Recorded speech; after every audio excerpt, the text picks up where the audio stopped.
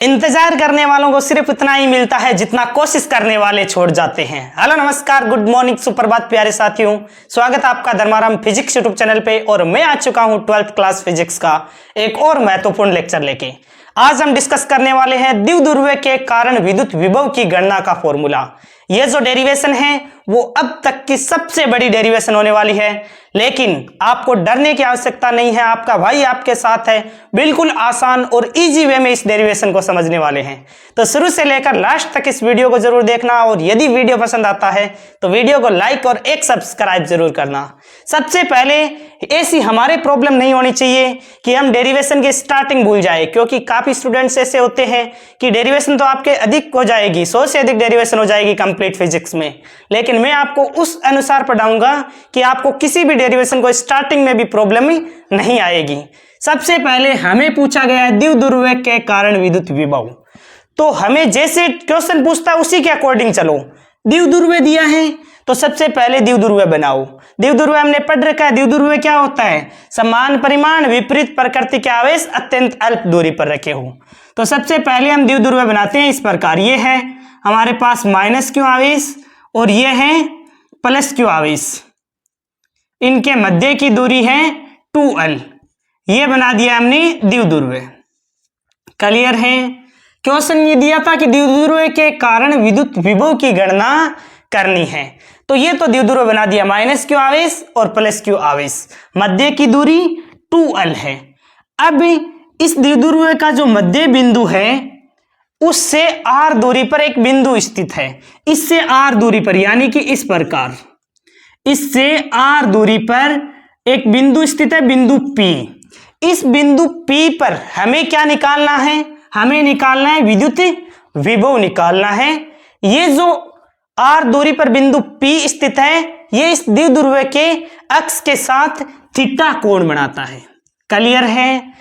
इससे पहले हमने आपको याद हो तो फर्स्ट चैप्टर में द्विध्रुव के कारण अक्षीय बिंदु पर निरक्षीय बिंदु पर विद्युत क्षेत्र की तीव्रता निकाली थी, लेकिन उसमें क्या था? अक्ष पर था या फिर उसके लंबवत निरक्ष पर था कोई बिंदु। लेकिन ये जो बिंदु है, बिंदु P r दूरी पर, ये अक्ष के साथ थीटा कोण बना रहा है। ये क्या कर रहा है? अक्ष के साथ थीटा कोण बना रहा है। क्लियर है? यहां तक सबको अच्छी तरीके से समझ में आया।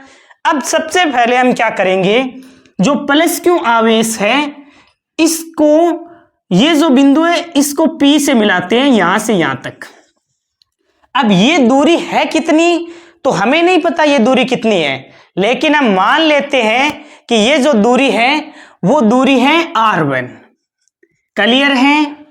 और इस वाले बिंदु को इससे मिलाते हैं और ये जो दूरी है ये दूरी होने वाली है, हमने मान लिया कि ये दूरी है r2। क्लियर है? यहां तक इस वाले बिंदु को इससे मिला दिया है। इस आवेश से यहां तक की दूरी हमने मानी है r1। हमें नहीं पता था कितनी दूरी थी, फिर इनकी गणना कर लेंगे। और इस वाले बिंदु से, इस आवेश से इस वाले बिंदु तक की दूरी है r2। क्लियर है यहां तक? तो सबसे पहले हम क्या लिखेंगे? थ्योरी लिखेंगे। थ्योरी भी बिल्कुल आपको रटना नहीं है। क्या लिखेंगे? चित्रानुसार एक द्विध्रुव है जिस पर आवेश प्लस माइनस क्यू है। द्विध्रुव के मध्य बिंदु, यानी यहां पर इस बिंदु का नाम दे दो O। द्विध्रुव के केंद्र O से r दूरी पर, यानी ये पूरी दूरी कितनी है? ये दूरी r है। द्विध्रुव के केंद्र से r दूरी पर एक बिंदु P पर विद्युत विभव की हमें गणना करनी है, जो अक्ष के साथ थीटा कोण बनाता है। क्लियर है? तो सबसे पहले हम थ्योरी लिख लेते हैं, उसके बाद में इसको आगे कंटिन्यू करते हैं। तो लिखो चित्रानुसार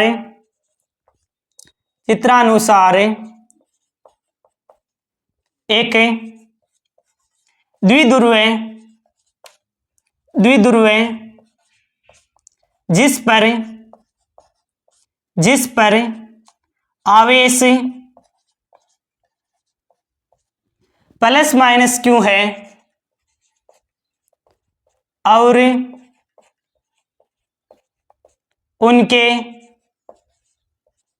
मध्य की दूरी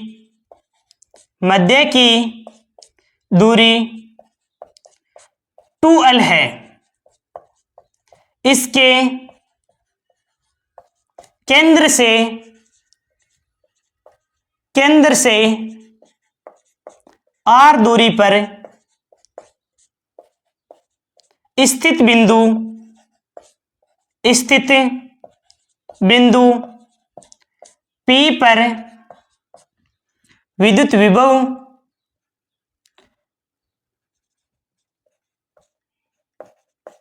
की गणना करनी है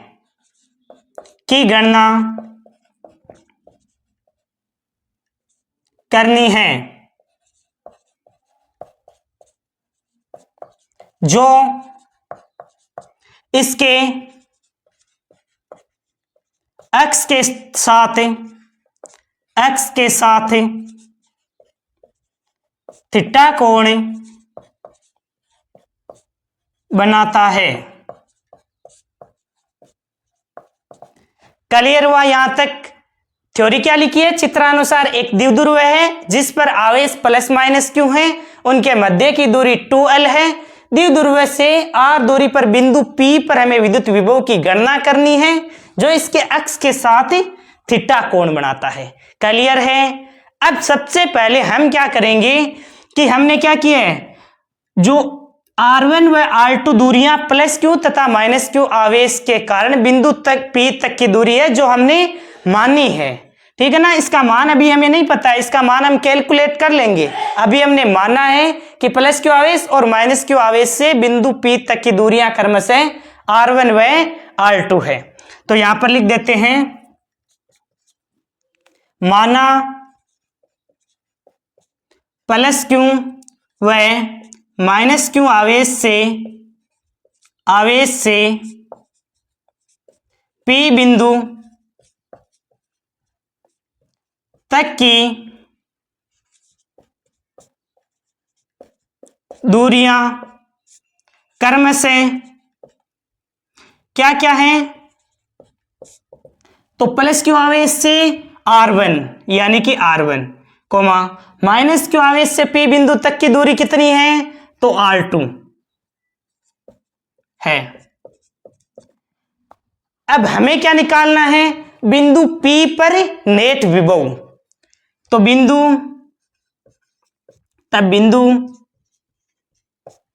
P पर नेट विभव V क्या हो जाएगा? तो देखिए, सबसे पहले मैं एक पॉइंट याद दिला दूं आपको। हमने पढ़ा था पिछले क्लास में बिंदु आवेश के कारण विद्युत विभव, फॉर्मूला पढ़ा था KQ/R।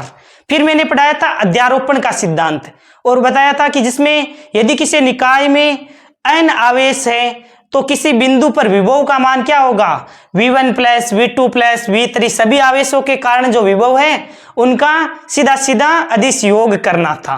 क्लियर है? इसी प्रकार इस बिंदु पर हमें नेट विभव निकालना है। नेट विभव निकालना है तो किस प्रकार निकालेंगे, तो सबसे पहले हम निकालेंगे कि प्लस क्यू आवेश के कारण P बिंदु पर विभव, माइनस क्यू आवेश के कारण P बिंदु पर विभव, और इन दोनों का क्या कर देंगे, योग कर देंगे। क्लियर है? विभव आ जाएगा P बिंदु पर बड़े आसानी से। कैसे आएगा, सोचो। देखो, प्लस क्यू आवेश के कारण P बिंदु पर विभव निकाल लिया, माइनस क्यू आवेश के कारण P बिंदु पर विभव निकाल लिया, और दोनों का क्या कर दिया, योग कर दिया। योग करते ही क्या आ जाएगा, हमारा P बिंदु पर विभव आ जाएगा। तो सबसे पहले V इक्वल टू क्या हो जाएगा, V1 प्लस V2। क्लियर है? V1 क्या है, प्लस क्यू आवेश के कारण बिंदु P पर विभव। याद रह जाएगा ना, याद रखना। V1 क्या है, प्लस क्यू आवेश के कारण P बिंदु पर विभव, और V2 क्या है, माइनस क्यू आवेश से P बिंदु पर विभव। क्लियर है? अब यहां पर लिखते हैं V इक्वल टू V1 का मान कितना है।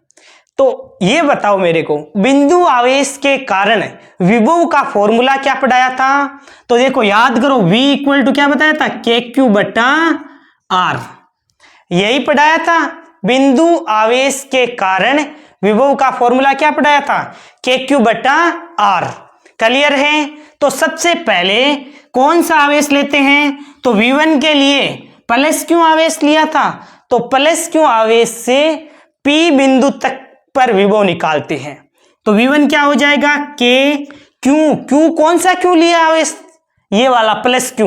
ध्यान रखना विभव एक अदिश राशि होती है, तो मैं जब प्लस का क्यू बोलता हूं तो प्लस का क्यू लेना है, माइनस का क्यू बोलता हूं तो आपको माइनस का क्यू लेना है। आपको याद हो तो मैंने बताया था, कूलाम का नियम पढ़ाया था ना, तब बताया था आवेश का क्या लेते हैं, परिमाण लेते हैं। वहां पर माइनस क्यू आवेश था ना, फिर भी आप प्लस क्यू आवेश ले रहे थे।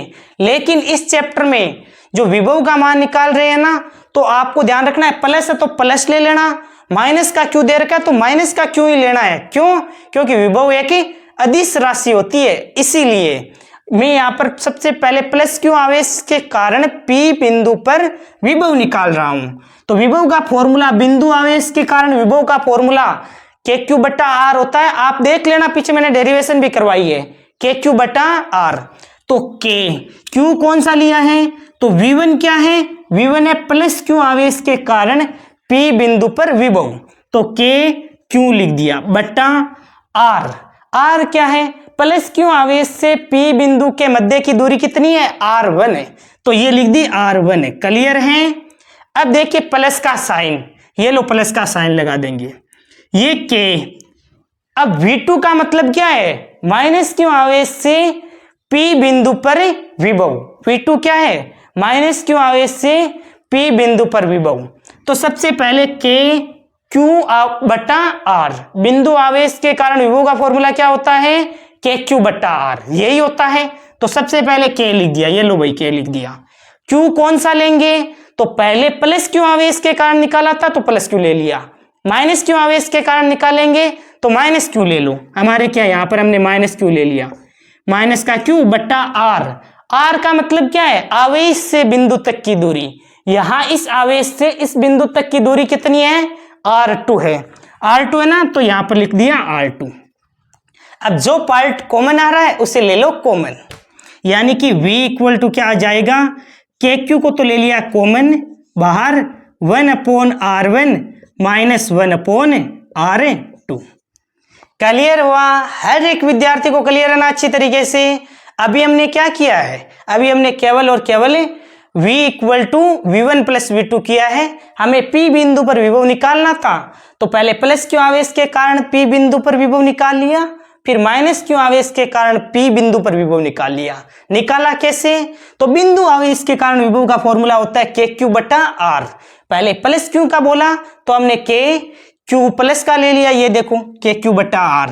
R के स्थान पर R यानी दूरी, पहले ये R1 दूरी ले ली, उसके बाद में ये वाला आवेश लिया, तो इस आवेश से इस बिंदु तक की दूरी कितनी थी, R2 थी ना, तो हमने यहां पर ले ली R2, KQ बटा R2। क्लियर है? KQ दोनों में था तो मैंने कॉमन ले लिया, 1/R1 माइनस 1/R2। अब हमारे पास R1 और R2 है, उनका वैल्यू नहीं है, ये तो हमने मानी थी, ये हमने क्या की थी, मानी थी कि देखो माना प्लस क्यू है माइनस क्यू आवेश से P बिंदु तक की दूरी कितनी है, R1 है, R2 है। हमारे पास कोई एग्जैक्ट वैल्यू थोड़ी थी, एग्जैक्ट वैल्यू नहीं थी, एग्जैक्ट वैल्यू नहीं थी, तो हमें क्या करना पड़ेगा, इसकी गणना करनी पड़ेगी। तो सबसे पहले हम क्या करते हैं, R1 की गणना करते हैं, ये जो है ना R1, इसकी गणना करते हैं। तो यहां पर नीचे लिखना है R1 की गणना। R1 की गणना करना है तो सबसे पहले आपको क्या करना होगा, R1 की गणना करने के लिए हमें इस वाले पॉइंट से इस पर क्या डालना होगा, लंब डालना होगा। इस वाले पॉइंट से इस पर क्या डालना होगा, हमें लंब डालना होगा। इसका नाम दे दो पॉइंट का, इसका नाम है A, इसका नाम है B, ये P हो गया, ये O गया। हमें क्या करना है, इस B से इस OP पर हमें डालना होगा लंब। सबसे पहले R1 की गणना करने के लिए लंब डालना पड़ेगा। क्यों डालना पड़ेगा हमें लंब, इसीलिए डालना पड़ेगा क्योंकि ये हमारे पास समकोण त्रिभुज नहीं है। अभी ये देखो, ये थीटा कोण पर झुका है, ये भी हमें पता नहीं है कोण कितना है। समकोण त्रिभुज होता तो हम डायरेक्ट लगा देते। क्या लगा देते, डायरेक्ट, पाइथागोरस पर में लगा देते, लेकिन हमारे पास समकोण त्रिभुज नहीं है। हम डायरेक्ट हम ऐसे कर्ण स्क्वायर बराबर आधार स्क्वायर प्लस लंब स्क्वायर नहीं लगा सकते।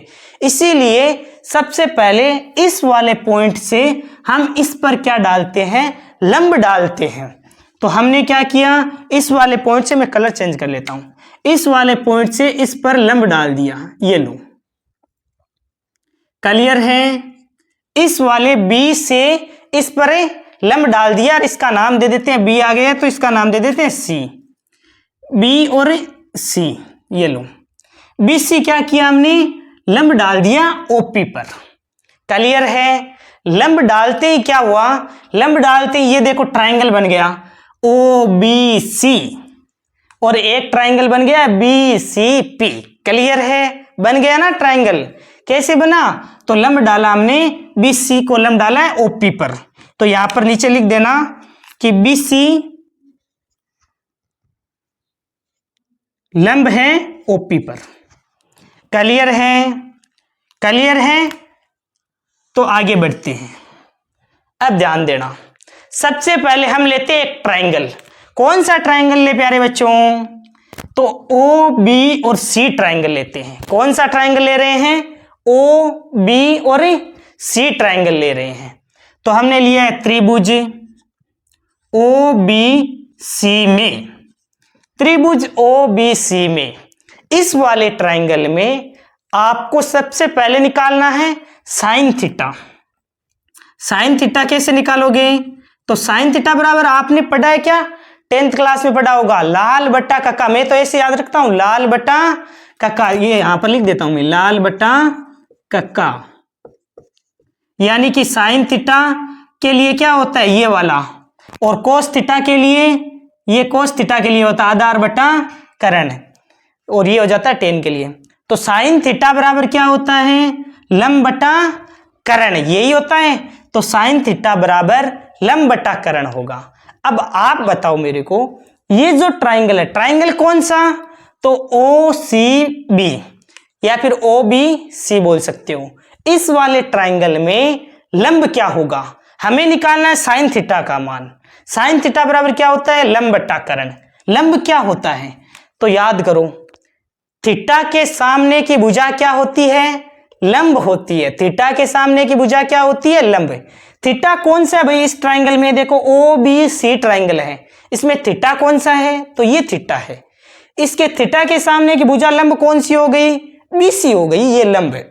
तो हमें क्या चाहिए, साइन थीटा में लंब बटा कर्ण, यही चाहिए। तो लंब क्या हो गया, बी सी, ये हो गया लंब, हो गया बी सी बट्टा लंब बटा कर्ण चाहिए। अब बताओ इस वाले ट्राइंगल में कर्ण कौन सा है। आपने लंब तो पता चल गया कि थीटा के सामने की भुजा होती है वो लंब होती है, ये थीटा था तो बीसी हो गया लंब। कर्ण क्या होता है, तो ध्यान रखना, समकोण के सामने की भुजा कर्ण होती है। समकोण कहाँ है भाई, ये तो हमें पता है थीटा है, समकोण हो गया ये, क्योंकि इसने BC इस पर लंब बना। अब जैसे इस पर लंब डालोगे तो ये 90 डिग्री का ही तो कोण बनाएगा, 90 डिग्री का ही बनाएगा कोण। तो BC क्या, इस पर लंब है, यानी कि ये समकोण है। इस वाले ट्राइंगल में इस समकोण के सामने की भुजा OB क्या हो जाएगी, समकोण के सामने की भुजा क्या होती है, कर्ण होती है। याद रखना, ये समकोण है तो इसके सामने की भुजा ये कर्ण हो जाएगी। ये वाला त्रिभुज लेंगे ऊपर वाला, तो इसके समकोण के सामने वाली भुजा ये कर्ण हो जाएगी। अभी हमने कौन सा ट्राइंगल लिया है, तो O B और C लिया है, तो ये हो गया समकोण, OB हो गया क्या हो गया, कर्ण हो गया। समकोण के सामने की भुजा कर्ण। OB की लंबाई कितनी है रे, देखो 12 तो पूरी लंबाई है, यानी कि 12 है, तो ये तो मध्य बिंदु है। ध्यान रखना, द्विध्रुव से दूरियां मध्य बिंदु से मापी जाती है। 12 पूरी लंबाई है तो ये L हो जाएगी और ये हो जाएगी L। क्लियर है, कहने का मतलब है कि हमने इस वाले ट्राइंगल में साइन थीटा निकालना है, तो लंब बटा कर्ण होता है। लंब तो हो गया BC और कर्ण हो गया OB। इसका मान कितना है, कर्ण का मान L है, तो हमने डायरेक्ट यहां पर लिख दिया L। यदि BC का मान निकालना हो तो हमें इस L को क्या करना है, इससे मल्टीप्लाई नहीं करना है, L साइन थीटा। क्लियर है। अब देखिए, पहले तो हमने इस वाले ट्राइंगल में साइन थीटा निकाल लिया, अब हम इस वाले ट्राइंगल में कोस थीटा निकालते हैं। कोस थीटा बराबर क्या होगा? तो कोस थीटा बराबर क्या होता है? आधार बटा कर्ण। कोस थीटा बराबर क्या होता है? आधार बटा कर्ण। तो इस वाले ट्राइंगल में आधार कौन सा होगा? अब ये तो आपको पता चल गया, थीटा है, थीटा के सामने की भुजा BC तो लंब है, ये तो आधार नहीं है। समकोण है, समकोण के सामने की भुजा OB तो क्या है? कर्ण है, ये भी आधार नहीं है। तो आधार क्या हो गया? OC हो गया। आधार पकड़ा गया ना आधार, तो यहां पर लिख दो OC। आधार बटा क्या होता है? कर्ण। कर्ण क्या होगा इसमें? तो आधार बटा कर्ण हो जाएगा ये पहले वाला ही, OB कर्ण हो जाएगा जिसकी लंबाई कितनी है? L। L कहां से आई? टोटल लंबाई 2L है, तो ये L हो जाएगी, ये L हो जाएगी। यानी कि OC का मान कितना आ जाएगा? OC का मान आ जाएगा L कोस थीटा। क्लियर है? अब हमारे पास BC का मान आ गया। BC का मान कितना आया रे? L sine theta. ये मान कितना है? तो यहां पर लिख देता हूं L sine theta, L sine theta. ये आया BC का मान। और OC का मान, O से C तक का मान कितना आया? L cos theta. ये हमारे पास आया L कोस थीटा। क्लियर है? देखिए अब इस वाले ट्राइंगल में ये आ गया L साइन थीटा, ये आ गया L कोस थीटा। अब देखिए ये वाला ट्राइंगल है, ये वाला ट्राइंगल दे रखा है क्या? BCP। इस वाले ट्राइंगल में देखो O से लेकर P तक की दूरी कितनी है? तो R दूरी है, हमें पता है। ये देखो R दूरी कहां तक है? अरे द्विध्रुव के केंद्र से R दूरी तक की तो बिंदु लिया था, बिंदु P। तो O से P तक की दूरी है R। अब R में से O से C तक की दूरी कितनी आ गई है? तो OC कितना है? L cos theta. टोटल यहां से यहां तक की दूरी है R, और O से लेकर C तक की दूरी कितनी हो गई? L cos theta. तो यहां से लेकर यानी P से लेकर C तक की दूरी CP कितनी हो जाएगी? तो R पूरे में से L कोस थीटा आपको क्या कर देना है? माइनस कर देना है। कैसे करोगे? जैसे R minus L cos theta, ये आ जाएगी PC से दूरी, यानी C से लेकर P तक की दूरी। यहां तक क्लियर हुआ हर एक विद्यार्थी को? ये दूरी हमने क्यों निकाली? यहां पर क्या कारण रहा होगा? तो हमें तो निकालना है R1 का मान। R1 का मान निकालना है। R1 का मान निकालना है तो हमारे पास देखो ये वाला ट्राइंगल बनेगा ना BCP। इस वाले ट्राइंगल में हम पाइथागोरस प्रमेय लगा सकते हैं। कैसे? कर्ण स्क्वायर, समकोण के सामने की भुजा कर्ण, यानी कि R1 आ जाएगा। और हमें चाहिए क्या? R1 चाहिए। तो कर्ण स्क्वायर यानी कि ये पूरा का पूरा आ जाएगा। कर्ण स्क्वायर R1 स्क्वायर बराबर आधार स्क्वायर प्लस लंब स्क्वायर। आधार इस वाले ट्राइंगल में आधार हो जाएगा BC, तो कर्ण स्क्वायर बराबर आधार स्क्वायर प्लस में लंब स्क्वायर हो जाएगा। क्लियर है ना? तभी हमने ये मान निकाला है, ये वाली वैल्यू और ये वाली वैल्यू। तो सबसे पहले हम ट्राइंगल ले लेते हैं। ट्राइंगल BCP में, ट्राइंगल BCP में, ट्राइंगल BC और P में हमारे पास PC यानी कि इस प्रकार लिख सकते हो CP का मान कितना आया है? तो R minus L cos theta. Clear है ना? CP का मान कितना है? R minus L cos theta. और BC का मान हमें पता है L साइन थीटा है। तो अब यहां पर पाइथागोरस हम प्रमेय लगा देते हैं। क्लियर हो रहा है सब एक स्टूडेंट्स को अच्छी तरीके से? तो हम लगा देते हैं यहां पर पाइथागोरस प्रमेय से। पाइथागोरस प्रमेय से, पाइथागोरस प्रमेय से ये वाला जो ट्राइंगल है उसमें कर्ण स्क्वायर, कर्ण का मतलब क्या है? तो देखो ये है समकोण, समकोण के सामने की भुजा। ट्राइंगल कौन सा लिया है? तो ट्राइंगल देखो BCP, BC और P। इस वाले ट्राइंगल में करण इस वाले ट्राइंगल में क्या लगाना है, पाइथागोरस प्रमेय। तो पाइथागोरस प्रमेय क्या होती है, करण स्क्वायर बराबर आधार स्क्वायर प्लस लंब स्क्वायर। अरे यही होती है, करण स्क्वायर बराबर आधार स्क्वायर प्लस लंब स्क्वायर, ये होती है पाइथागोरस प्रमेय। तो इसमें कर्ण क्या है, ये है समकोण। समकोण के सामने की भुजा ये पूरी की पूरी क्या हो जाएगी, कर्ण हो जाएगी। यानी कि r1 स्क्वायर बराबर r1 स्क्वायर बराबर कर्ण स्क्वायर बराबर आधार स्क्वायर। आधार क्या है, इस वाले ट्रायंगल में BCP में आधार क्या है, L साइन थीटा, यही तो है आधार। देखो ये है आधार L साइन थीटा। तो कर्ण स्क्वायर बराबर आधार स्क्वायर यानी कि L साइन थीटा का होल स्क्वायर, आधार स्क्वायर प्लस लंब स्क्वायर। तो लंब कितना हो जाएगा, r minus L cos theta.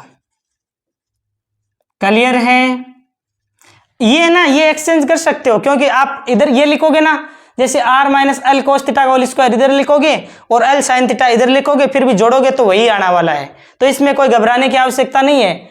r1 square बराबर क्या हो जाएगा, इन दोनों का योग कर देना, इन दोनों का r minus L cos theta का होल स्क्वायर प्लस में L साइन थीटा का होल स्क्वायर। प्लस का साइन होता है ना, तो आप इस वाले को इधर जैसे r minus L cos theta का whole square plus L sine theta का होल स्क्वायर इस प्रकार लिख सकते हो, उसमें कोई प्रॉब्लम नहीं है। अब r1 स्क्वायर बराबर L साइन थीटा का होल स्क्वायर क्या होता है, L square sine square theta plus के अंदर a माइनस बी का होल स्क्वायर क्या होता है, देखो यहां पर लिख देता हूं, a माइनस बी का होल स्क्वायर होता है a square plus B square minus 2ab, यानी कि a माइनस बी का होल स्क्वायर लगा दो यहां पर।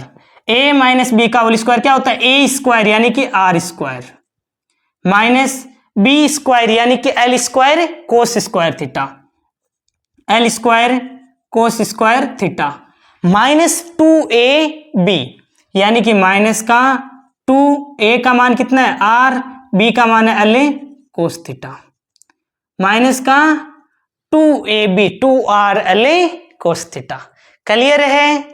अब देखिए आप ध्यान से देखोगे तो L स्क्वायर इन दोनों में से क्या आ जाएगा, कॉमन आ जाएगा। L स्क्वायर इन दोनों में से क्या आ जाएगा, कॉमन आ जाएगा। तो क्या हो जाएगा, sign square theta plus cos square theta कितना हो जाएगा, 1 हो जाएगा।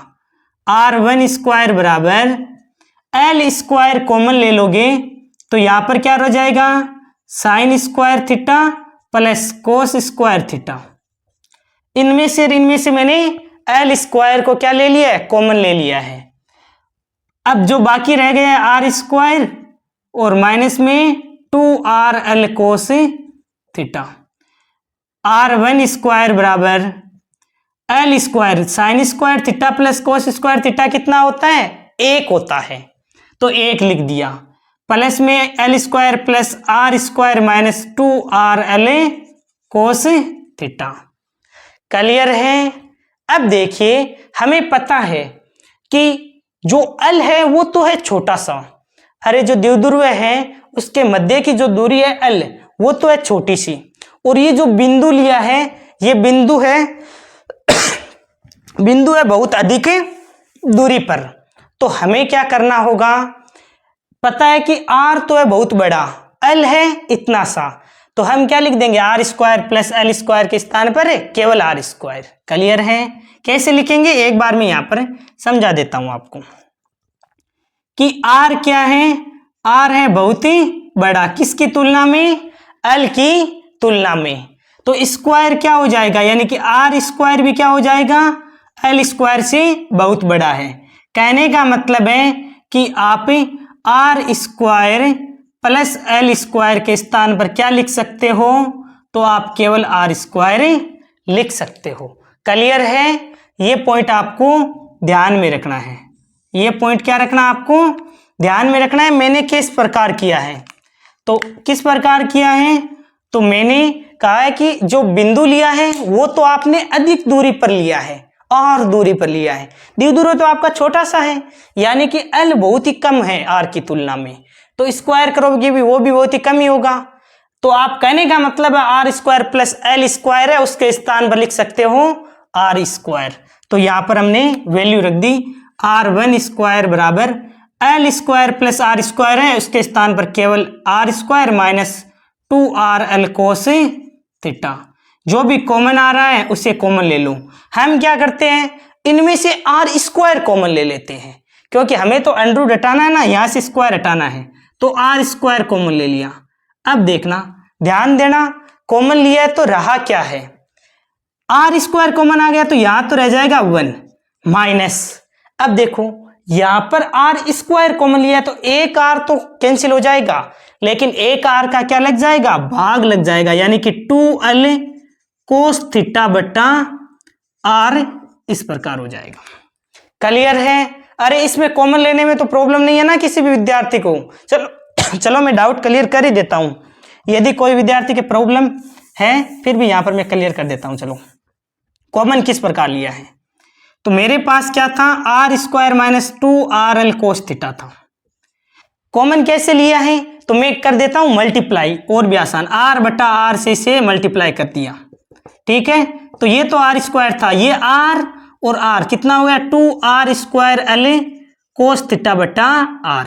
इन दोनों में से आर स्क्वायर कॉमन आ रहा है तो इसे ले लिया कॉमन, ये आ गया 1 माइनस 2l कोस थीटा बटा आर।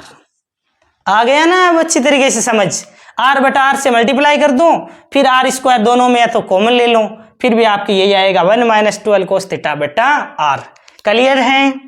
अब देखो स्क्वायर हटाओ, स्क्वायर हटाते हो तो पावर कितनी लग जाएगी, 1/2 पावर लग जाएगी, यानी इसका अंडर रूट तो कैंसिल हो जाएगा और इसकी हो जाएगी 1 माइनस 2l कोस थीटा बटा आर, पावर लग जाएगी 1/2।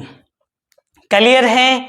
क्या किया हमने, यहां से स्क्वायर हटाया, स्क्वायर हटा तो क्या होता है, पूरे पर पावर कितनी लगेगी, 1/2, यानी अंडर रूट लगेगा। तो इसके स्क्वायर से तो अंडर रूट कैंसिल हो जाएगा और इसके ऊपर पावर आधी लगा दी। अब देखिए एक द्विपद प्रमेय होती है, द्विपद प्रमेय पढ़ी है क्या आपने, नहीं पढ़ी है तो अभी पढ़ लो। द्विपद प्रमेय, द्विपद प्रमेय से, द्विपद प्रमेय से आप क्या लिख सकते हो, तो यदि आपके 1 प्लस एक्स की पावर n हो तो आप 1 प्लस एन एक्स लिख सकते हो, ये होती है द्विपद प्रमेय। जैसे यहां पर देखो 1 प्लस एक्स की पावर n है तो आप क्या लिख सकते हो, 1 प्लस एन एक्स। यहां पर 1 माइनस एक्स की पावर n है तो यहां पर आप लिख सकते हो 1 माइनस एन एक्स, इस प्रकार। यानी कि r1 बराबर r कोष्टक 1 माइनस एक्स की पावर n है तो आप डायरेक्ट लिख सकते हो 1 माइनस एन एक्स, यानी कि पावर है वो इसके मल्टीप्लाई में आ जाएगी 1/2 2l कोस थीटा बटा आर, 1 माइनस एन एक्स। अब देखो इस वाले 2 से ये वाला 2 क्या हो जाएगा, कैंसिल हो जाएगा, ये वाला 2 कैंसिल हो जाएगा, तो r1 का मान क्या आ जाएगा, r1 का मान देखो, इसको सोल्व करोगे ना आप, देखो r कोष्टक 1, 2 से तो 2 कैंसिल हो गया, इनका लघुत्तम ले लो कि r को इससे मल्टीप्लाई कर दिया, r minus L cos theta upon में r। अब देखिए r से क्या हो जाएगा, ये r कैंसिल हो जाएगा, r1 का मान कितना आ जाएगा, r minus L cos theta. Clear है? हमने r1 की गणना कर ली है, r1 का मान आया है r minus L cos theta.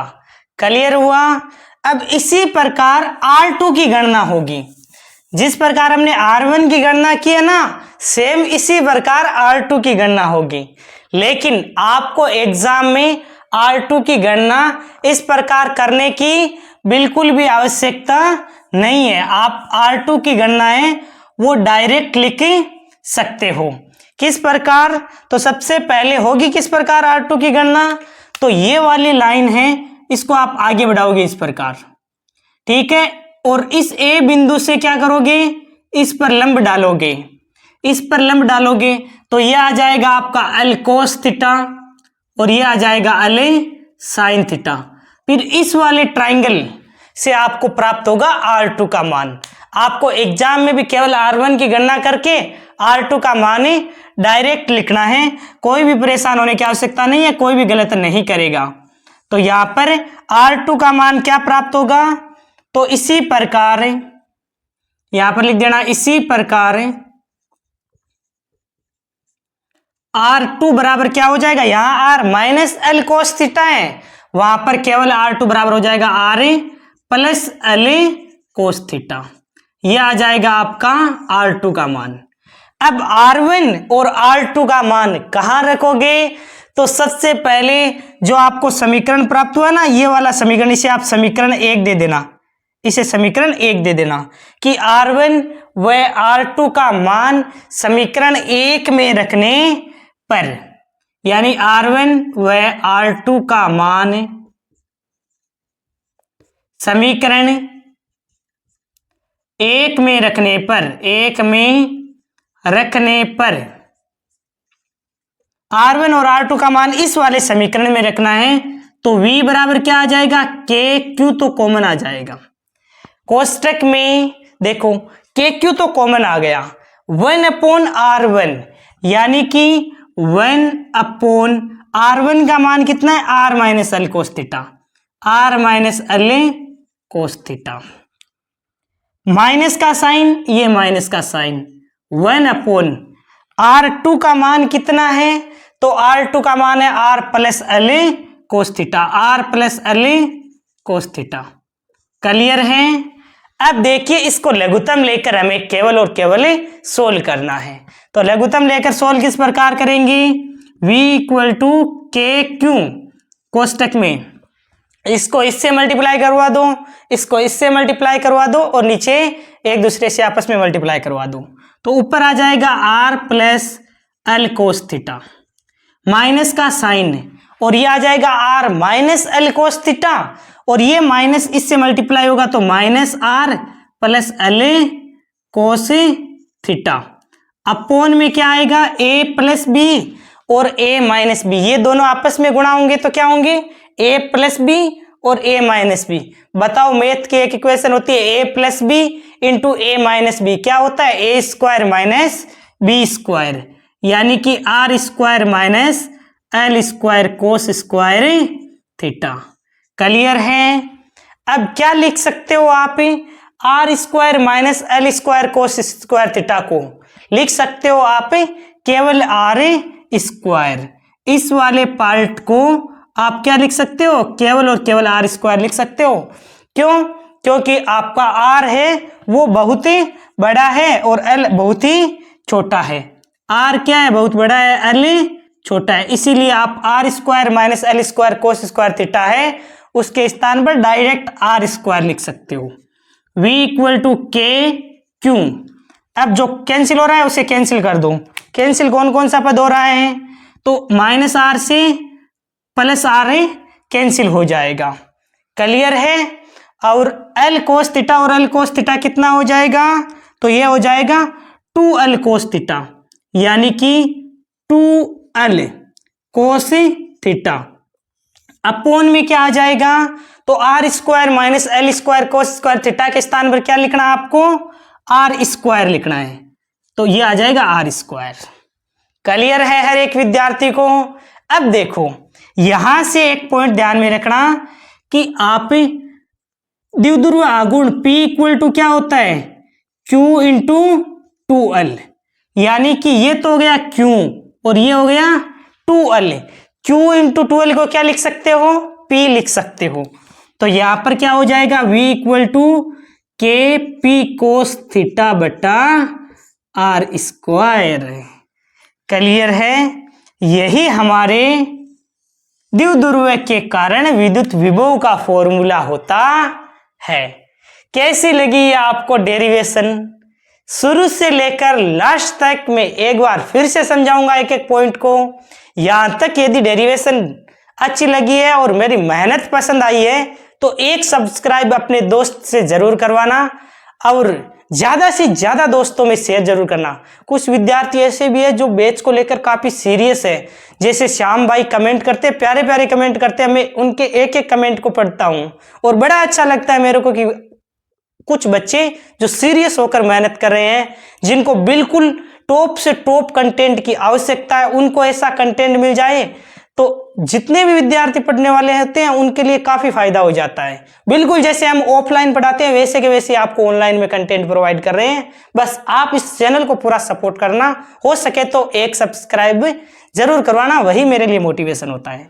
एक बार के लिए मैं इसको शुरू से लेकर लास्ट तक समझा देता हूँ।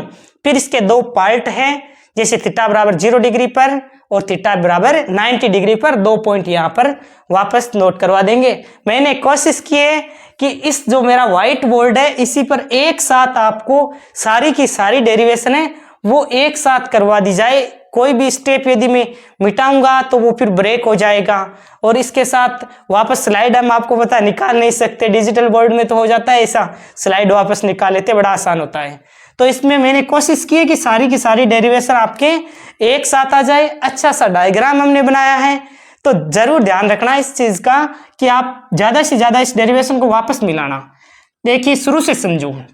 हमें क्वेश्चन में पूछा गया था द्विध्रुव के कारण विद्युत विभव। ध्यान रखना ये जो डेरिवेशन है आपके हाफ ईयरली एग्जाम में तो कंफर्म पूछी जाती है, हर बार पूछी जाती है, हर साल हाफ ईयरली एग्जाम में तो कंफर्म ही पूछी जाती है डेरिवेशन, और बड़े क्वेश्चन में पूछी जाती है, ये भी ध्यान में रखना। तो द्विध्रुव के कारण विद्युत विभव की गणना करनी है। तो सबसे पहले हमारे पास क्या है, तो हमारे पास एक द्विध्रुव है -q आवेश और +q आवेश। मध्य की दूरी कितनी है, तो मध्य की दूरी 2l है। द्विध्रुव के केंद्र से r दूरी पर बिंदु P पर विद्युत विभव का मान हमें ज्ञात करना है। तो सबसे पहले हम +q आवेश के कारण P बिंदु पर विभव निकालेंगे, -q आवेश के कारण P बिंदु पर विभव निकालेंगे। तो +q आवेश के कारण P बिंदु पर विभव क्या हो गया, KQ। Q क्या है, +q आवेश है तो +q लिख दिया, KQ बटा R। R क्या है, इस आवेश से इस बिंदु तक की दूरी कितनी है, R1 है, इसीलिए यहां पर लिख दिया R1 प्लस -q आवेश के कारण इस बिंदु पर विभव निकालना है तो KQ बटा R।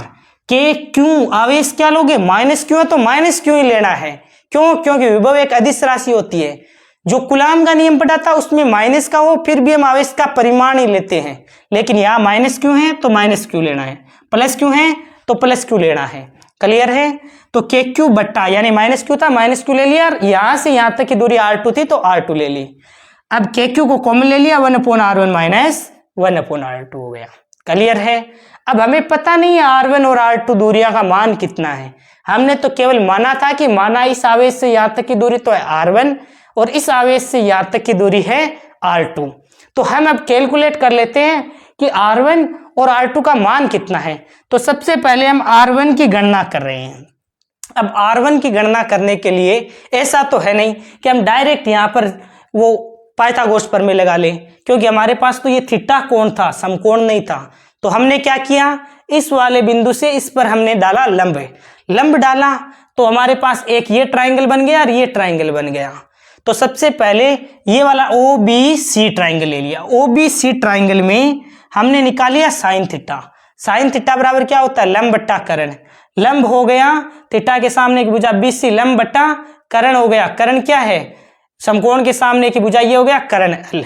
तो लंब हो गया BC बट्टा L, BC का मान आ गया L साइन थीटा। इसी प्रकार कोस थीटा बराबर क्या होता है, आधार बट्टा कर्ण। तो इसमें आधार हो गया ये OC और कर्ण हो गया L, तो OC का मान आ गया L कोस थीटा। अब हम इस ट्राइंगल में हमारे पास L साइन थीटा हो गया और L कोस थीटा आ गया। इस वाले ट्राइंगल से प्राप्त हुआ है हमें, यहां से यहां तक की दूरी थी R और O से C तक की दूरी थी L कोस थीटा। तो C से P तक की दूरी क्या हो जाएगी, R minus L cos theta. Clear है। अब ये वाला ट्राइंगल लिया हमने BCP और इस ट्राइंगल में पाइथागोरस प्रमेय लगाइए। कर्ण, कर्ण क्या है, तो समकोण के सामने की भुजा ये क्या है, कर्ण है। तो कर्ण स्क्वायर बराबर क्या हो जाएगा, आधार स्क्वायर प्लस लंब स्क्वायर, यानी इसका स्क्वायर और इसका स्क्वायर का योग कर दो। तो अब इसका स्क्वायर को L square sine square theta हो गया, A माइनस बी का होल स्क्वायर खोल दिया, A square plus B square minus 2AB cos theta. अब L स्क्वायर दोनों में से कॉमन आ गया, sign square theta plus cos square theta, जिसका मान हो गया 1, और ये हो जाएगा L square R square minus 2RL cos theta. अब sine square theta plus cos square theta का तो मान 1 हो गया, और R square plus L square है, इसको आप लिख सकते हो केवल और केवल R स्क्वायर। क्यों लिख सकते हो, क्योंकि द्विध्रुव तो है आपका बहुत अधिक दूरी पर, और जो बिंदु लिया है वो तो बहुत अधिक दूरी पर है, द्विध्रुव आपका छोटा सा है, यानी L बहुत कम है, R बहुत ही अधिक है। तो इस वाले पॉइंट के स्थान पर आप R² लिख सकते हो। मैंने R² लिख दिया। अब इन दोनों में से कॉमन आ रहा है, उसे हमने कॉमन ले लिया। जैसे R² कॉमन आ रहा था, इनको कॉमन ले लिया। 1 माइनस, यहाँ पर केवल R था तो कॉमन लिया तो एक R का क्या लग जाएगा, भाग लग जाएगा। स्क्वायर हटाया, हाफ पावर लग गई। इसका तो अंडर रूट कैंसिल हो गया, लेकिन इसका जो हाफ पावर है उसमें हमने द्विपद पर में लगाई। 1 प्लस एक्स की पावर n हो तो 1 प्लस एन एक्स हो जाता है। यहाँ पर 1 माइनस एक्स की पावर n थी तो 1 माइनस एन एक्स हो जाएगा, यानी इसको इससे मल्टीप्लाई कर दूं, 2 से 2 कैंसिल हो जाएगा।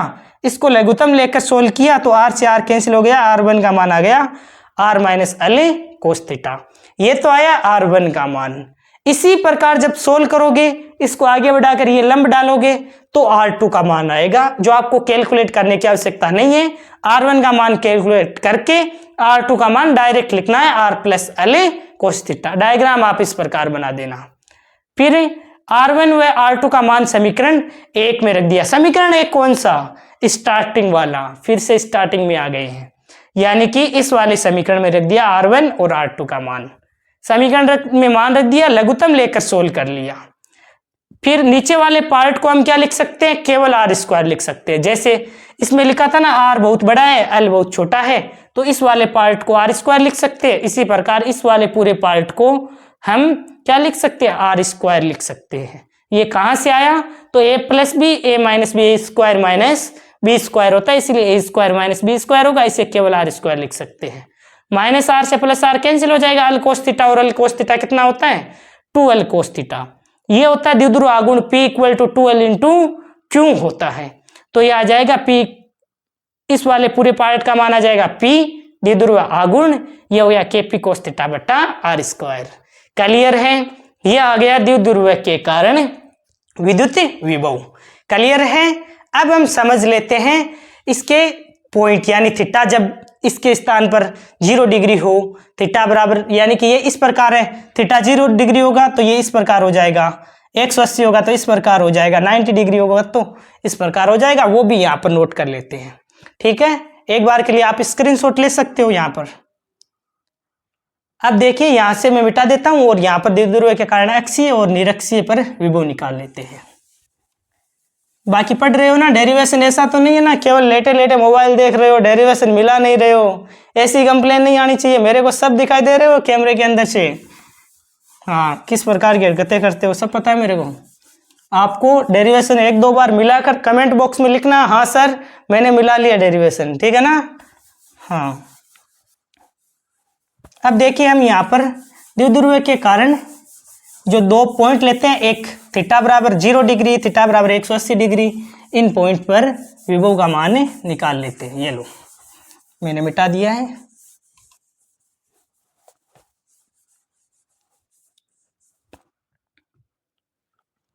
स्पेशल केस, हेडिंग डाल लेना ऐसे, स्पेशल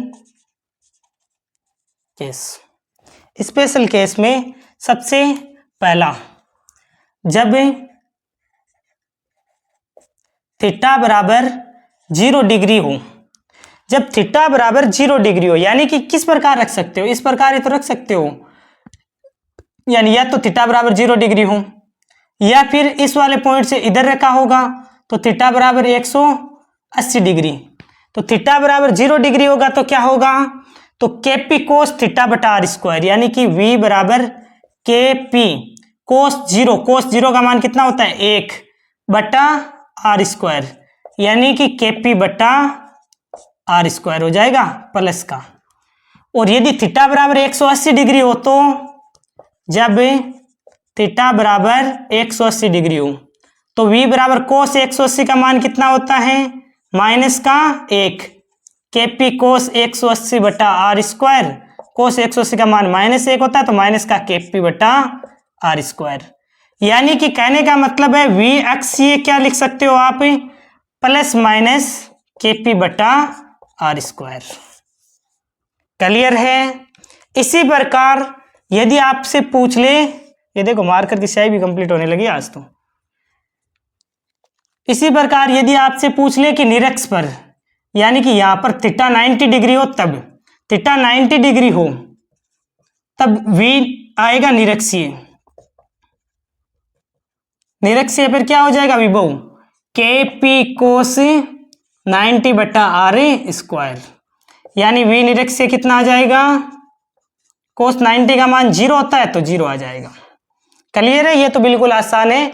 एक बार के लिए जैसे ये इस प्रकार है, समझने की कोशिश करो। ये जो बिंदु लिया बिंदु P, वो पहले इस थीटा कोण पर था। यदि इस प्रकार थीटा 0 डिग्री हो तब तो आ जाएगा KP बटा आर स्क्वायर। यदि ये इस प्रकार बिंदु इधर लिया जाए, थीटा 180 होगा तो आपका हो जाएगा माइनस का KP बटा आर स्क्वायर। कहने का मतलब है v अक्षीय बिंदु पर विभव हो जाएगा प्लस माइनस KP बटा आर स्क्वायर। निरक्षीय का मतलब लंब समद्विभाजक पर कोई बिंदु लेते हो, यानी थीटा बराबर है 90 डिग्री पर, तो कोस 90 का मान 0 होता है तो ये पूरा पार्ट ही 0 हो जाएगा। v निरक्षीय 0 आएगा, v अक्षीय प्लस माइनस KP बटा आर स्क्वायर। अब देखिए हमने सारी की सारी जो डेरिवेशन थी शुरू से लेकर और लास्ट तक कंप्लीट कर ली है। यदि आपको ये वीडियो या मेहनत मेरी पसंद आए ना तो एक सब्सक्राइब जरूर करवाना, ताकि हम जल्द ही 1000 सब्सक्राइबर तक पहुंच सके और हमारी फैमिली है बड़ी हो सके। ये आपकी रिस्पॉन्सिबिलिटी है। बाकी आपको कोई भी क्वेश्चन में डाउट हो तो आप कमेंट बॉक्स में लिख देना, प्यारा सा कमेंट कर देना। और जो विद्यार्थी पूरे लेक्चर को देखता है वो एक कमेंट तो जरूर किया करो, ताकि मेरे को पता चले कि हाँ ये स्टूडेंट्स है वो शुरू से लेकर लास्ट तक क्लास को देखते हैं। Thank you.